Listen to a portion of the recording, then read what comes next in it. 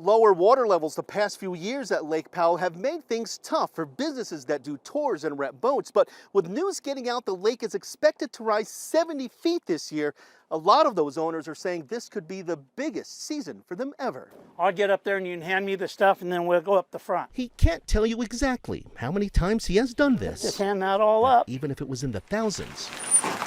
There's something about the lake. Tom Pryor can confidently say Let's go down by Lone Rock. he never gets bored of doing it. Lake Powell is a special place to him. Teddy Roosevelt rode off of that mountain to go to Rainbow Bridge. It's why he started Outdoor Adventures, a boating rental company, when he moved here in 2008 to share this magic with others. The lake is for everybody.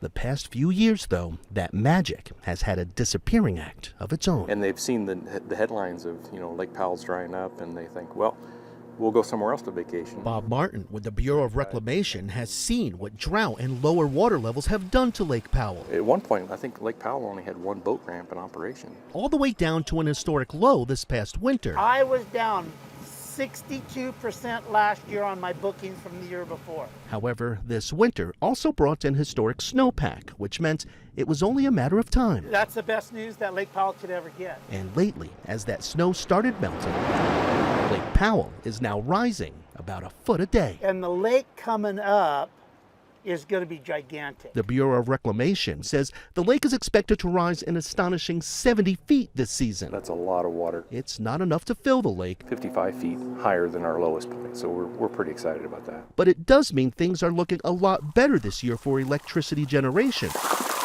which is what the dam was built for. 40-some% increase, which is great because all the activities here are funded by power sales. It's not just a diamond in the rough, it is a diamond of the West. Pryor and others like him wish reclamation would hold back as much water as possible That's the whole economy of our town. to fill Lake Powell as high as possible. It's going to take 5+ years, consecutive years, of a winter like we've just had. 60 feet will put us back above that broken rock. Pryor thinks business generated by word getting out the lake is filling will mean his customer list will fill up too. I think you're going to see one of the largest travel years in history. It all means another year full of the kind of magic Pryor never gets tired of.